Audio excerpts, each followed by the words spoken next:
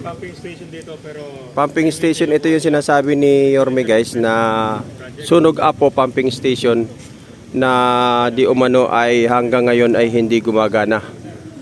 So ito yung kanyang tinuran nung kanyang press con. So dito guys sa barangay 178. Ayun barangay 178.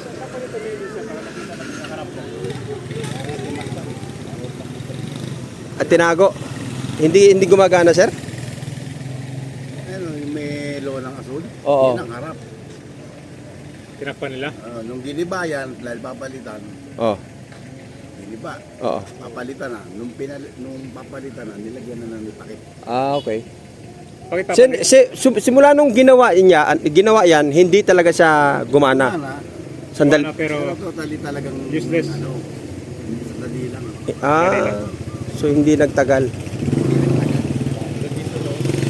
So ito guys, isa sa mga residente ang witness na siya yung nagsasabi talagang gumana naman daw. Ayun nga si Yorme, pero Ilang linggo lang ho, ilang araw. Hindi na natin isang buwan. Wala na. ganun na. So sayang ang So, lahat kayo ditong residente, pero problema Totally dyan. yan. So ayan guys. Hanggang saan po ba yung baha dito? Hanggang tuhod? O Pag doon, umabot na ng hanggang pusod din. ito. Grabe. Kaya naman pala. Ito, pinakamata doon nagbukas ng dam sa Bulacan na dalawa at may bagyo. Oo. Mga hanggang hita. Dito. Ngayon po, residente talaga dito tayo. Dito na ako pinanganak. Anong pangalan niyo po tayo? Paano lang pangalan niya? Ano yan? Hindi po. Hindi, para ano lang. Romeo Santos. So ito guys, ito yung pumping station na di umano ay isang buwan lang halos gumana. After nun, wala na. So ilang bagyo na ang lumipas ay wala. Hindi na pakinabangan. At ito yung di umano sinasabi ni Yorme. Ayan.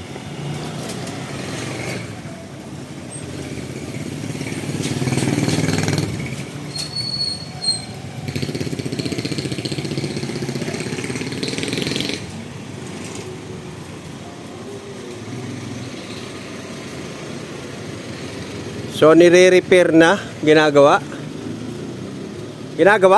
Ha? May tao? Ibang barangay na to, barangay 183 naman to. Meron natin istorya, no? Oo. Pasukin natin kung Wala. Unarmed naman yan. saka hindi, ano yan eh. So ayan guys. Barangay 183. So District 1 no? District 2 na to. Ayun no. Ayan guys. At masisilip natin dito sa labas. May parang tila kino-construction sa taas. Tarong din dito, tarong tayo sa Sige tara. 2018. Nauupo ko lang noon kasi sa lupayang ako unang pumalit sa chairman dito. Tapos, yun nga, gawa yan, natapos, pero ilang buwan lang, sira na naman. Sira naman. Oo, tapos, Anong pagkasira, sir? Mechanical o battery? hindi tumatakbo yung may problema. Hindi nagpa-pump. Pumping, oo. So, nung nasira, sir, ilang buwan na tenga? Matagal na tenga yan. Tapos, ginawa ulit yan eh. Tapos, sira ulit. Hanggang sa umabot na ngayon. Kung problemang to, kada baha ngayon, ang tataas ang baha namin dito. Nakakapagtaka lang. Bakit? Dati, nung wala yung pumping, hindi naman ganyan kataas ang baha sa amin. So, ibig sabihin na simula... Naka-perwisyo. Perwisyo pa yung... Perwisyo talaga. Pero kung talagang gawa yan, maganda. Kung talagang gumagana yung pumping station, maganda. Maraming masusolusyon ng bayan.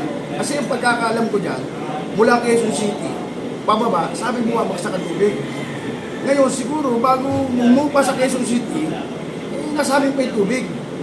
Itong pumping station na to, so naka-level lang sa ilog. Pag bumaba ang ilog, doon pa lang tatakbo yung tubig palabas ang ilog. Kasi walang bumabomba eh, walang umihigop, hindi nagsasara. So, nakalevel na sa ilog yung pumping. Kaya pag nag-high tide, lalabas yung tubig ng ilog, lalabas sa karsada. Walang pumipigil sa, for example, high tide, di ba dapat napipigil yan? Hindi, naglalabas-pasok lang yung tubig eh. So, dapat siya napipigil yan. So, kailan yung huling paggawa niya, sir? Kailan nasimulan? Yung latest na pinagawa niya? Nung bago dumating si Senator Mark Villar, alam ko gawa yan. Kasi pumunta si, ano yan eh, cutting rig sila dyan eh. So, ibig sabihin buo. Nagulat kami ng mga ilang buwan, Hindi na gumana. hindi na gumana, sira na naman. Hanggang sa ngayon, pagkakalam ko, hanggang sa ngayon, hindi gumagana. So, nung bagyo ng July, sir, hindi nagamit yan. Wala na, puro bahala rito. Puro bahala. Talagang, ako nga pinukulit-lit ng ano eh, ng Mga tao dito. Oo, kaya nire-request ko sa pumping, maglagay sila ng bomba kahit mga maliliit lang, ilang piraso. Para nahihigop yung tubig, na ilalabas sa ilog. So, totoo yan, ang laki ng problema sa amin yan. Dati, hindi kami nung wala yung pumping, hindi mo kami binabahan ng ganyan kataas. So, ibig sabihin, sir, perwisyo yung nakuha niyo dito noong last July. Correct.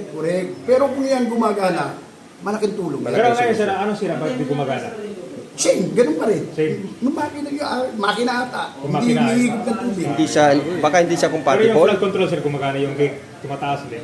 Ano na lang yun, naka-level na lang. Ay, Nakabukas na lang, kaya nga pag high tide, papasok din yung tubig, lalabas sa karsada. hindi gumagana yung gate din. Hindi, Kaya naka-steady lang na ganyan yan. So, lahat pala sira. Lahat. Kaya yung bulto ng tubig, sir, Oh, for example, walang ulan, Oo. high tide, lalabas din ang tubig. Kasi pagtaas ng ilog, Oo. naka-level lang yung Naka-level pumping, lang. maglalaro lang yung tubig na gano'n. Imbis na dapat, naka-block yan, nakasara, hanggang doon lang ang tubig. Yes. Eh, nakabukas yan. Yung conveyor na panghakot ng basura, sir, gumagana. Hindi rin. Hindi rin, no? Hindi rin. Kaya nga, ang laki ng problema ng pumping station na yan. Eh, siyempre, ako naman, kagaya ko, hindi naman ako engineer, hindi naman ako. Siyempre, umaasa ako na dapat gawin nila yan. Kinakalampag namin dito na sana tulungan kami ng DPWH na tulungan naman ang problema ng nasasakupan ko. Sir, nung kinonstruct yung project, sir, na nag-abiso ba sila dito, humingi ng permit? Wala. Wala. Sinabi ni Yorme, wala mga permit pala yun, no? Wala. Diretso construction. Basta gawa na lang po yan. Ginagawa na lang. Pero ang tama pala niya, sir, dapat kukuha mo na sila ng permit ng Manila, ganun ba yun? Kasi nung ginibayan, hindi pa ako chairman noon. Dating barangay yan eh, pwesto yan eh. Diyan nakapwesto yung barangay dati sa pumping station na yan. itong barangay na to? Oo, opo. Ito pong barangay na to. So, ibig sabihin Dilipat na- lang to. Dilipat lang po Bagong dito. mawala to dito. Oo. Chairman, sa pagkakaalam nyo, kaninong proyekto yan? Siguro sa DPWH. DPWH. Oo, pero walang permit, ano? Pero ewan ko sa unang buko. Kasi nung ginibayan, hindi pa ako chairman. Oo. May unang chairman na nakaupo dito. Yung Toto Arnaldos. Siyang, nung ginigibayan, siya pa yung chairman. Eh. Kaya siguro sa kanya, kung may permit man, siguro sa kanya dumaan.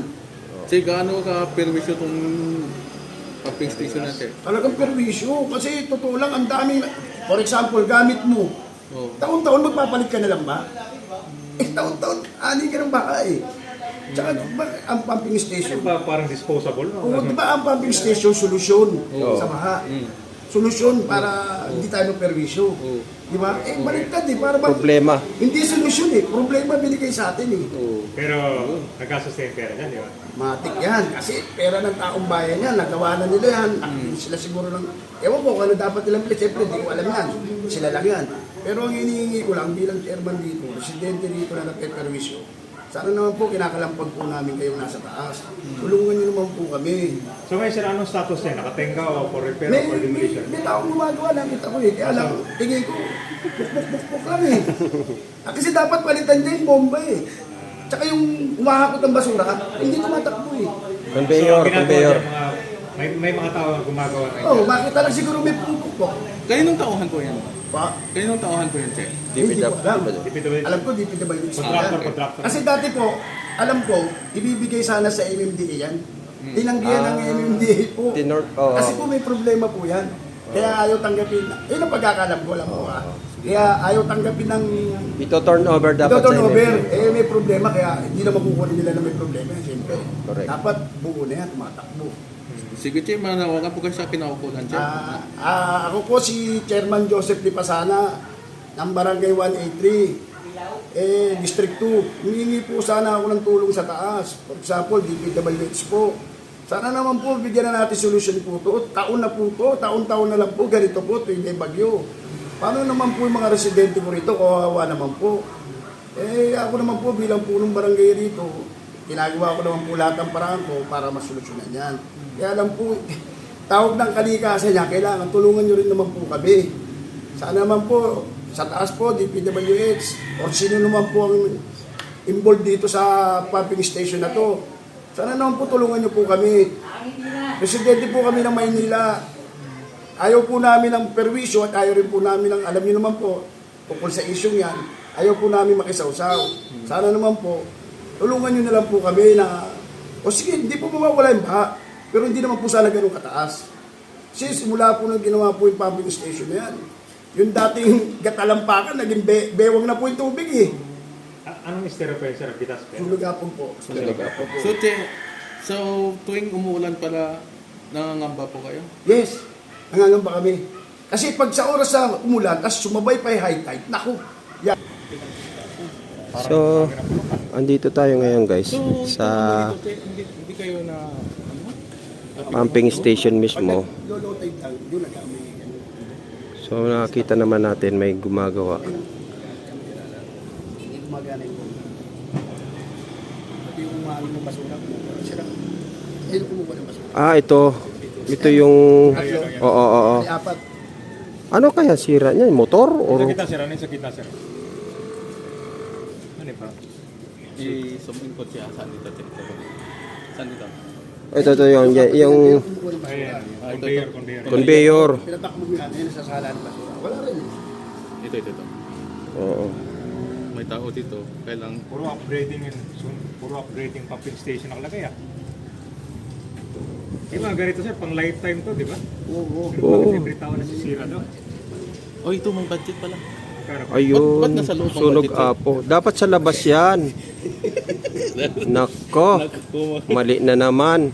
kaya ba i-zoom yan, di ba? Oh, ito. Kayang isum yan eh. Susum ko guys. Andito yung Dito siya. sa budget.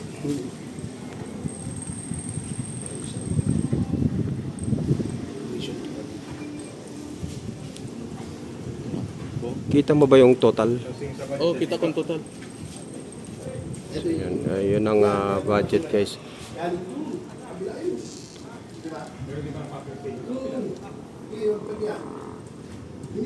So kita natin ang actual guys. Ito yung mini-mention ni Yorme mismo. At dito sa galit na galit. Nakita mo yung total, 94 million? Hindi eh. Sige. 94? 94 million?